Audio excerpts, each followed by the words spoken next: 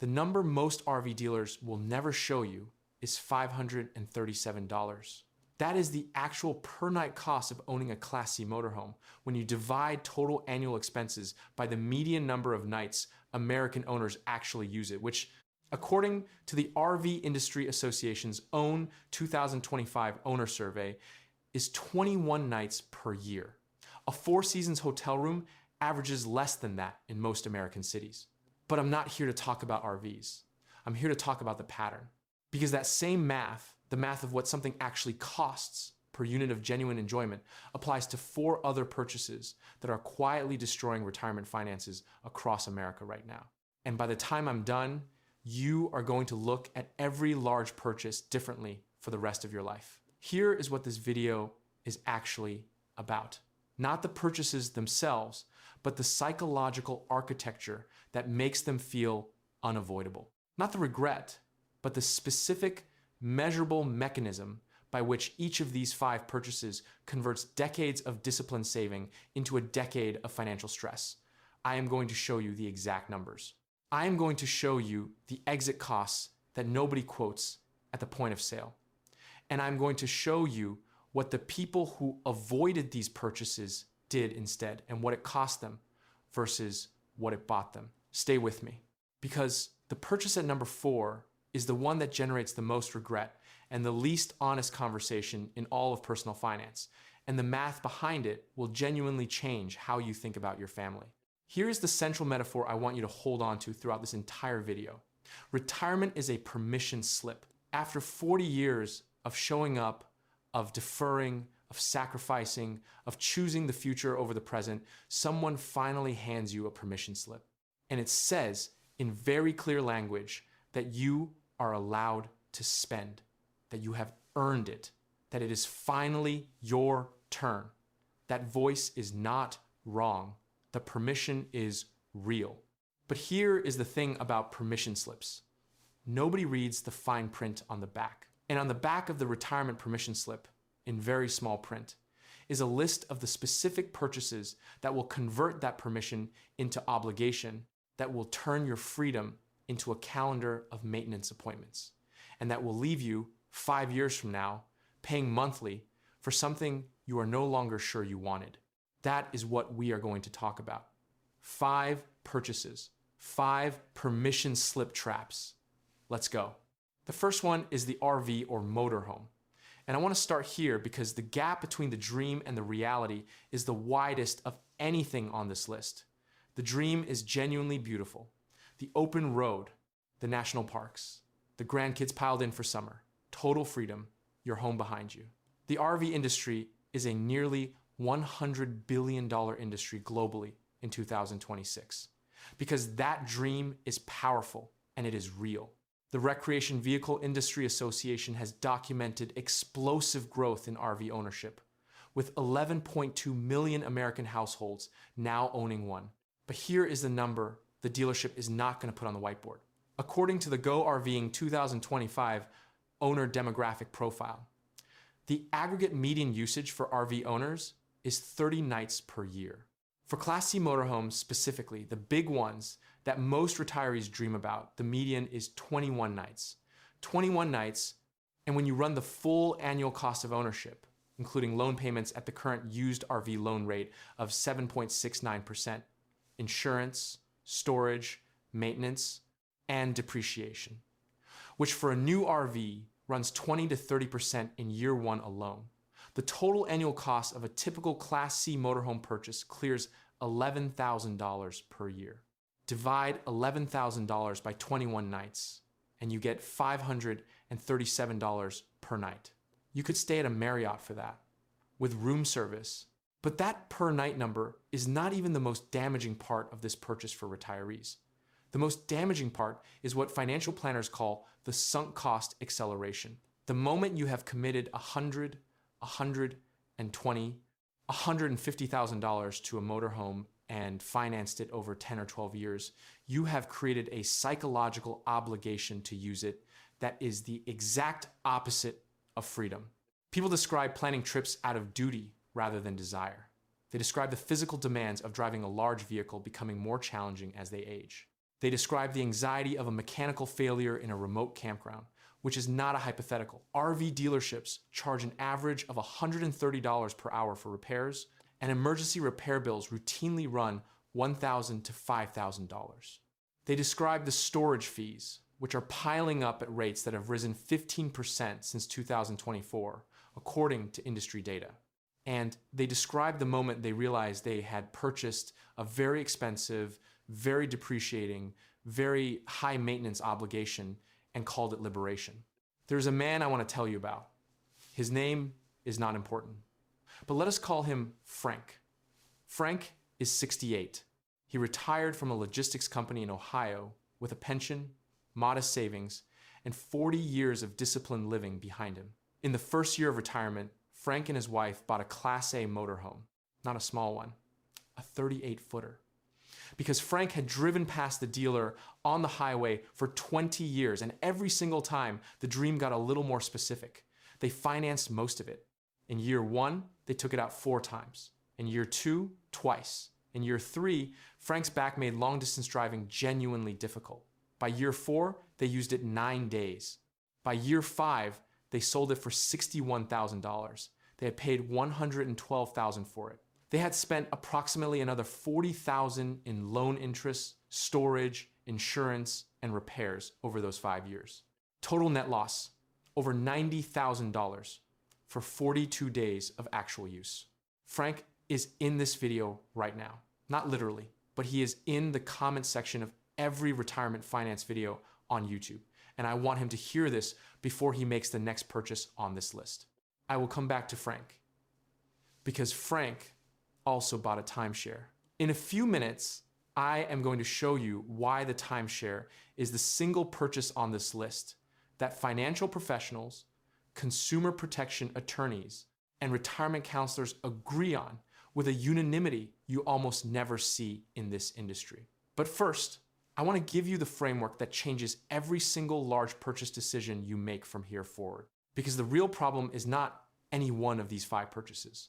The real problem is the absence of a consistent decision framework at the exact moment when desire is loudest. I call it the 3-number test. Before any purchase over $10,000, you need 3 numbers.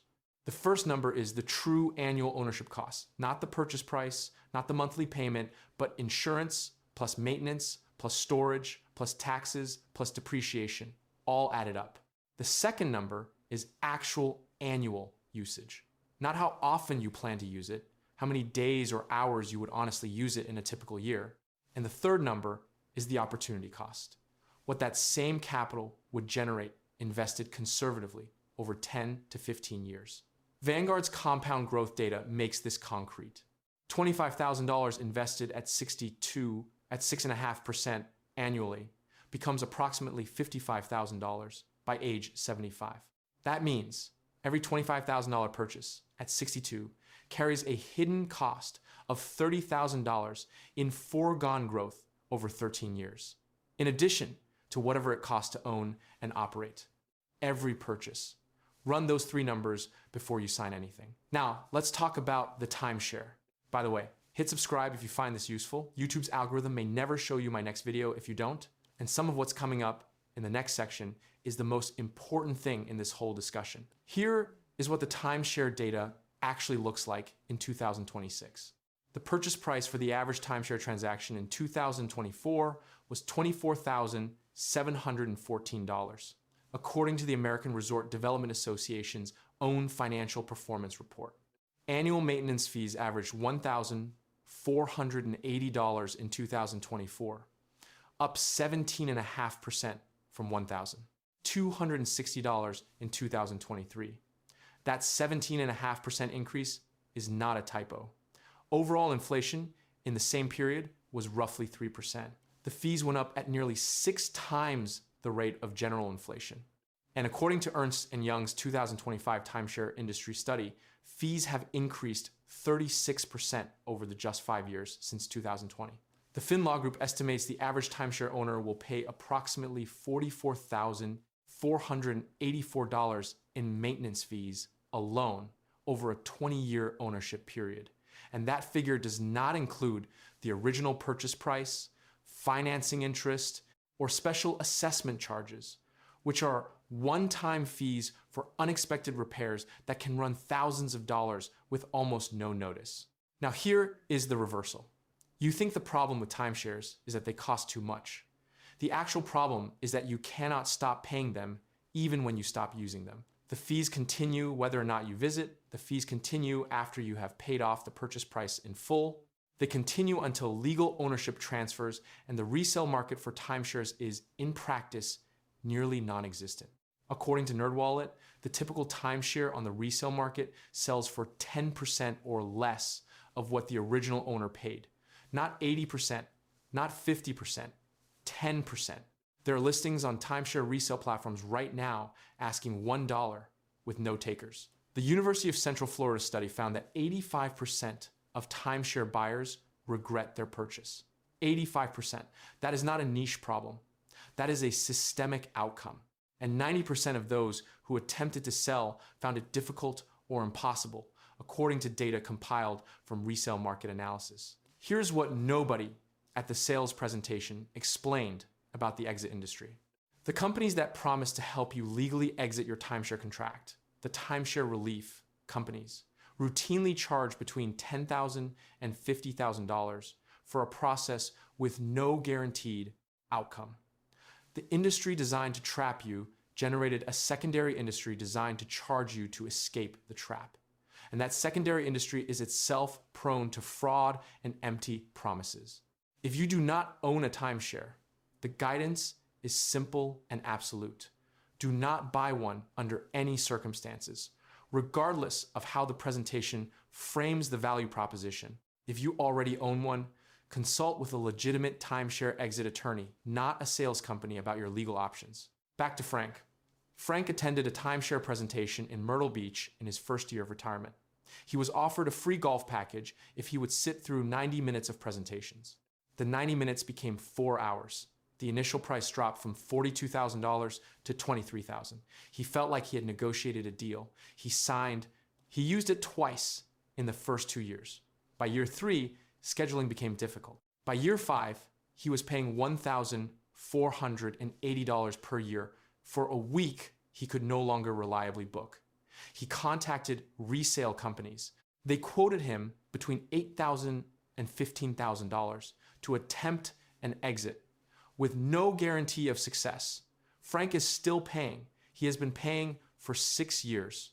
The total fees paid to date exceed $8,000. He has not visited in 3 years. This is where it gets really interesting. Frank is not unusual. He is the median outcome.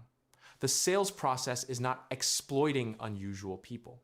It is exploiting a universal psychological vulnerability, exhaustion plus anchoring plus social pressure plus artificial scarcity in a carefully engineered environment. Understanding the mechanism is the protection, and the mechanism is always the same. Manufactured urgency, a price that drops dramatically in stages to create the illusion of a deal being unlocked specifically for you, a 4-hour room that you cannot leave without feeling like you are rejecting something valuable. Every time you feel that urgency, that specific pressure that says the opportunity will disappear if you do not act today, you are inside a sales funnel. The urgency is information. It is telling you the purchase serves the seller, not the buyer.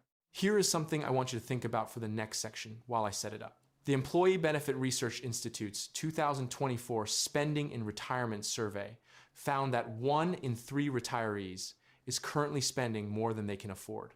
That number was 17% in 2020. It is now 31%. And 68% of retirees in 2024 reported outstanding credit card debt, up from 40% in 2022. Those numbers are moving in one direction. And they are moving in that direction because of specific, identifiable purchase decisions that feel like freedom and function like traps. Which brings me to purchase number 3. Here's something I built specifically because of the gap between knowing these numbers and actually building a system around them. Knowing that a timeshare has an 85% regret rate does not prevent the purchase, because the moment you are in that room, the data is not in front of you. What protects you is a framework you've already internalized, a set of numbers you run automatically before you sign anything. I spent years building that framework, cross-referencing 50 years of retirement spending data, and I packaged everything into a digital book called The Exit Code. It is 8 chapters of pure research, no filler, no generic advice built around a mathematical framework that turns "maybe I can retire someday" into a specific date with a specific number. For this video specifically, 2 things matter. First, there's a mechanism I call the 4% trap, the standard withdrawal rate rule that your financial advisor is probably still using, and why it fails systematically in the exact market conditions that tend to hit in the early years of retirement. The book walks through the dynamic withdrawal method that replaces it, which adjusts based on actual portfolio conditions rather than a fixed assumption. Second, there is the 58% rule, the finding that over half of people who plan to retire at a specific age end up exiting the workforce earlier than expected, usually due to health or employer decisions, and the specific buffer you need to build to survive that forced exit without derailing your entire plan. These are the 2 things most retirees do not know until it is too late to adjust. You can get the exit code for less than the cost of a dinner out through the link in the description. Every year you wait to build this framework compounds against you. That is not marketing language. That is the actual math of compounding. Now, back to purchase number 3, the vacation home. This one is different from the RV and the timeshare because the asset is real. A second home has genuine market value. The dream is also more grounded. A place that belongs to your family, where grandchildren spend summers, where retirement means waking up to the lake with your coffee. For some families, in some financial situations, a vacation home is a genuinely sound decision. But here is where the data gets uncomfortable. The median value for second homes nationwide reached $495,000 in 2024. According to Redfin's analysis of Home Mortgage Disclosure Act data, substantially exceeding the $385,000 median for primary residences. And second home mortgage originations in 2024 hit their lowest level since 2018, down from a peak of 5% of all mortgages in 2020 to 2.6%. The market itself is telling you something. The actual annual cost of maintaining a vacation, property taxes, insurance, utilities year-round, seasonal maintenance, property management if you are not nearby, pest control, landscaping, and the ongoing repairs that any property requires typically runs between 1% and 2% of the property's value per year, beyond any mortgage payment. On a $400,000 lake house, that is $4,000 to $8,000 per year every year, whether you visit 14 times or twice. On a $500,000 beach property, roughly the current national median for second homes, it is $5,000 to $10,000 per year. And that is before you factor in the insurance situation in coastal markets, where premiums have spiked dramatically following the natural disasters of 2023 and 2024. Miami saw a 32.2% year-over-year decline in second home mortgage originations in 2024, the steepest drop among major U.S. metros, partly because insurance costs in coastal Florida have become genuinely prohibitive. Here is the reversal on vacation homes. You think the problem is that people buy the wrong property. The real problem is that they buy for a life stage they are in when they sign, not the life stage they will be in when they actually need the property most. A 63-year-old buying a lake house is buying it for a 63-year-old's energy, mobility, and enthusiasm for weekend drives. The person who ends up owning that house at 74 is a different person with different physical capacity and different priorities. The Harvard Joint Center for Housing Studies documents that retirees with second properties report with unusual consistency that the vacation home that was purchased as a source of relaxation becomes, over time, a primary source of stress, the distance management, the maintenance coordination, the guilt of days when you would rather be somewhere else but feel obligated to use the property you are paying so much to keep. These are not hypothetical concerns. They are the median experience. Robert and Linda, 67 and 65, bought a lake house in Michigan for $380,000 at retirement, using $200,000 from retirement savings as a down payment. The first 2 summers were everything they had imagined. By year 3, the maintenance demands were consuming weekends they had not planned on sacrificing. By year 5, Robert was making a 6-hour round trip to address a plumbing issue in February. In year 7, they sold for $390,000, which felt like a win. Their accountant then walked them through the actual math. The opportunity cost on $200,000 over 7 years at 6.5%, approximately $111,000. 7 years of operating costs averaging $14,000 annually, $98,000. Mortgage interest and transaction costs on both ends, roughly $42,000. Net cost of the lake house, accounting for the sale proceeds, approximately $251,000 for 7 years of increasingly ambivalent use. The $10,000 appreciation on the property was not visible next to the math that surrounded it. Stay with me, because the next point is the one that no retirement finance content will address directly, and it is almost certainly the most financially significant relationship in your life right now. Purchase number 4, financial rescue of adult children. And I want to acknowledge immediately that this is different from everything else on this list. The RV, the timeshare, the vacation home, the renovation, those are purchases you make for yourself. The financial rescue of an adult child is a purchase you make for love. And I am not going to pretend that distinction does not matter, because it does. But here is what the data actually shows about the outcome. According to a 2025 report from savings.com, which polled more than 1,000 parents of adult children, 50% of American parents are now providing regular financial support to a child older than 18, averaging nearly $1,500 per month, or approximately $18,000 annually. Working parents who financially support their adult children contribute more than twice as much to their children each month as they do to their own retirement accounts, $1,476 per month to adult children versus $609 per month to retirement savings. On average, and 61% of parents say they have sacrificed their own financial security for the sake of their adult children, according to Bankrate's 2024 Financial Independence Survey, a figure that jumped from 37% the year before. Here is the outcome question that cuts through the emotional complexity. If you deplete your retirement savings over the next decade, providing financial support to adult children, and you arrive at 78 without adequate resources for your own healthcare, housing, and daily needs, who bears the cost of that outcome? In the overwhelming majority of cases, your children do.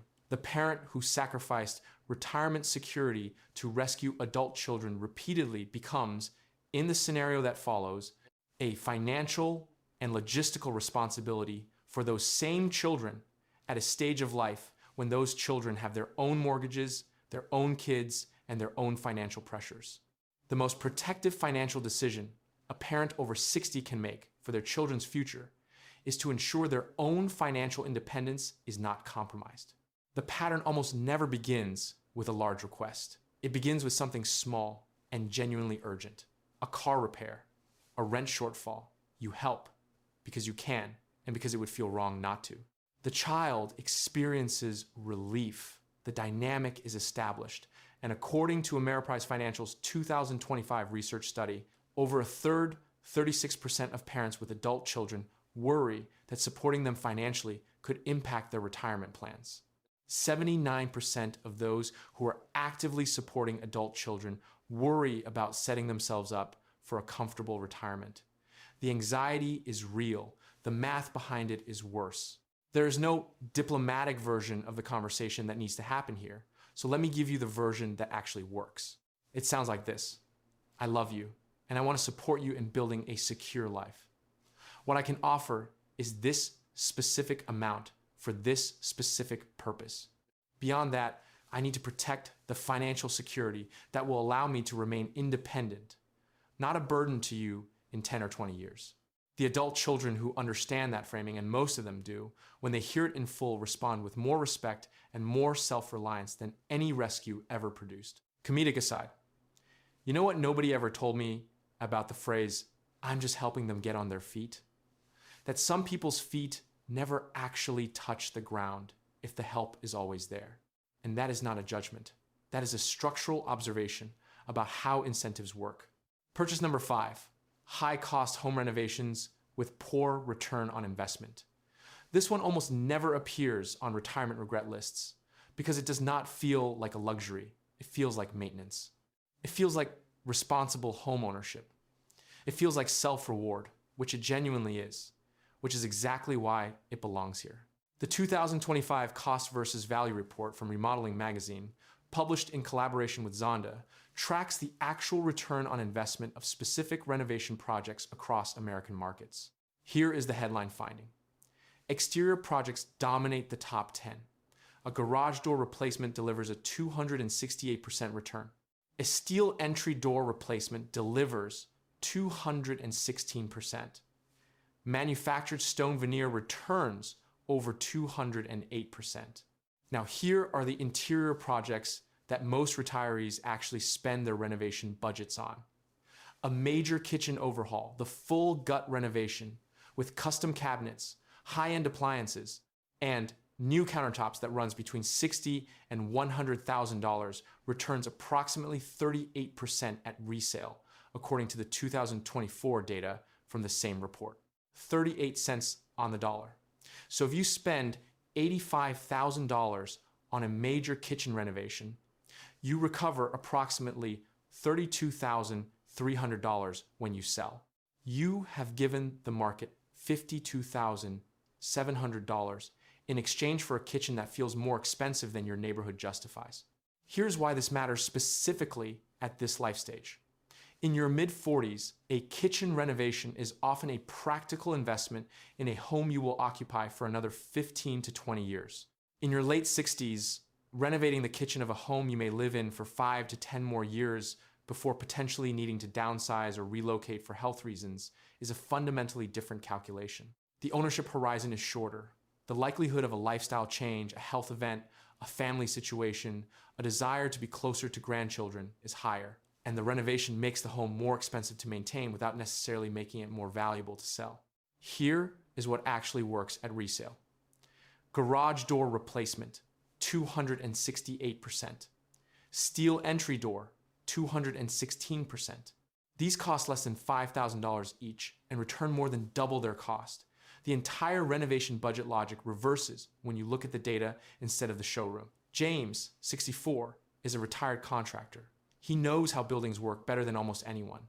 He spent $130,000 renovating his kitchen and master bathroom 18 months before health circumstances required him to downsize to single-story living. The renovation had felt like a gift to himself and an investment in his home. His real estate agent attributed approximately $78,000 of added sale value to the renovations. Net cost of the renovation, $52,000 for 18 months of enjoyment. James does not fully regret it, but he deeply regrets not having the honest conversation about his actual timeline before he committed to the cost. Second comedic aside, the contractor who renovates his own retirement home to sell it within 2 years is the clearest possible illustration of the phrase, "the cobbler's children have no shoes." Even the person who builds things for a living does not run the math on his own house. That is not stupidity. That is the permission slip. Now I want to bring Frank back, because Frank's story has a resolution that I think is actually the most important part of this entire video. Frank sold the motorhome in year 5. He recovered $61,000 out of a total cost of approximately $150,000. He is still in the timeshare, still paying the maintenance fees, still unable to exit cleanly. But 6 months ago, Frank had a conversation with his daughter, an adult daughter in her 30s, who was receiving approximately $900 a month in various forms of support from Frank and his wife. It was the hardest conversation Frank says he has had since his father died. He told her what he could genuinely sustain, what he could not, and why. She cried, he cried, and 2 months later she took a second job. Not because he cut her off, because she finally understood what the support had been costing him, and it turned out she did not want him to pay that price. She had not known the price. Nobody had told her. The conversation that felt like abandonment was actually a gift. Frank told me he wished he had had it 3 years earlier. Here is the framework that replaces permission slip impulse with intentional decision making. 3 tools specific to retirement era purchases only.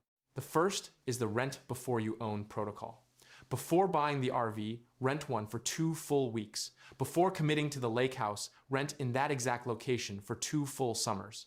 The rental test is not a delay tactic. It is the most reliable predictor of whether the reality matches the dream, and it costs less than 1% of what the purchase would cost if the reality does not match. The second tool is the 90-day rule. Write down the purchase you are considering, the full price, the estimated annual ownership cost, and the reason you want it. Seal it. Open it in 90 days. The purchases that survive 90 days of deliberate consideration tend to be the right ones. The purchases that feel urgent right now, that must be decided today, are almost never the right ones. Urgency is a signal. It is telling you who the purchase serves. The third tool is what I call the aging in place test for renovations. Specifically, before committing to any renovation over $10,000, ask 2 questions. Does this renovation make it easier to remain in this home safely as I age into my 70s and 80s? Specifically addressing mobility, accessibility, and reduced maintenance burden. And does it address a genuine functional need, or is it primarily aesthetic? Renovations that pass both tests, walk-in showers, grab bars, single-floor living conversions, reduced maintenance landscaping, tend to deliver lasting value. Renovations that fail both tend to deliver the regret stories. Here is the deeper truth that I want to end with, because it reframes everything we have talked about. The retirement permission slip is real. The desire for it is real. The need to enjoy the chapter you spent 40 years earning is real. The 5 purchases on this list are not traps for foolish people. They are sophisticated commercial products in sophisticated industries that are specifically calibrated to intercept you at the exact psychological moment when the permission slip is in your hand and the fine print is hardest to read. The RV dealer, the timeshare resort, the vacation home listing, the home improvement showroom, they all exist in an ecosystem designed to catch you in the permission gap, that window in early retirement, when desire finally has permission and the usual financial guardrails of obligation and future income feel temporarily absent. The retiree who sold the lake house they bought with excitement and maintained with growing resentment consistently describes the aftermath as lighter than they expected. Not just financially lighter, existentially lighter. The weekend is no longer structured around a drive and a maintenance checklist. Every vacation destination is available. The capital that was locked in the property is liquid. The Stanford Center on Longevity documents that retirees who simplify their ownership footprint in their late 60s report significantly higher life satisfaction scores than peers who maintain complex, high-maintenance asset portfolios, independent of actual wealth levels. The correlation between owning less and worrying less is not coincidental. It is structural. Cash flow security is the possession that delivers the most consistent retirement satisfaction, and it is the one that almost no one talks about in terms of desire or aspiration because it is invisible. But ask a retiree who has it what their retirement feels like. The words they use are free, calm, flexible, unworried. Ask a retiree who has depleted it, chasing the visible symbols of retirement success, and the words are stressed, trapped, regretful, afraid. 3 things to do in the next 7 days. The first, if you are currently considering any purchase over $10,000, run the 3-number test before you do anything else. True annual ownership cost, actual annual usage. Opportunity cost at 6.5% over 13 years. Write those 3 numbers down and look at them together. The second, if you have an adult child receiving regular financial support, calculate what that support costs annually, what it costs compounded over 10 years at conservative investment returns, and then have the conversation, starting with love, ending with a specific number you can sustainably give, and a timeline for when it changes. The third, if you are a current RV owner, timeshare owner, or vacation home owner who is not getting genuine value proportional to your costs, run the true cost analysis and consider whether freeing that capital would deliver more actual freedom than continuing to own the obligation does. The money you protect today is not just money, it is options. It is the ability to make different choices as your health changes, your family changes, and your desires evolve. Every large illiquid obligation reduces that optionality. Every dollar that stays liquid and invested preserves it. And preserved optionality at 65 or 70 or 75 is the actual currency of a free retirement. Lazy investing built more fortune than crypto memes. And knowing which 5 purchases not to make built more retirement than almost any investment decision you will make this year. Drop a comment with your age and the purchase from this list that resonated most or that you almost made or already made. This channel exists for that conversation. And if this video added real value to you, subscribe, because the next piece of research may be the one that matters most. The RV per night cost data comes from Outwander.com's analysis using the Go RVing 2025 owner demographic profile, which shows the median usage for Class C motorhomes is 21 nights per year, at which point total annual costs work out to $537 per night, a calculation almost no buyer does and almost no dealer ever shows. On timeshare maintenance fees, according to ARDA's 2025 State of the Vacation Timeshare Industry Report, average timeshare maintenance fees increased 17.5% in 2024, rising to $1,480 from $1,260 in 2023. On timeshare regret, the average rescission rate is 15%, and 85% of all buyers regret their purchase, citing money, fear, confusion, intimidation, and distrust as key reasons. On adult children support. For the first time in their annual research, Savings.com found that half of parents with adult children now provide regular financial assistance to their grown kids, averaging nearly $1,500 per month. On renovation ROI, according to Remodeling Magazine's Cost versus Pry. Value data. Major kitchen remodels should be avoided for resale. They return only 38% ROI, meaning an $85,000 cost returns only about $32,300. On retirement overspending, the EBRI's 2024 spending and retirement study found 1-inch 3 retirees is overspending relative to their means, up from just 17% when first measured in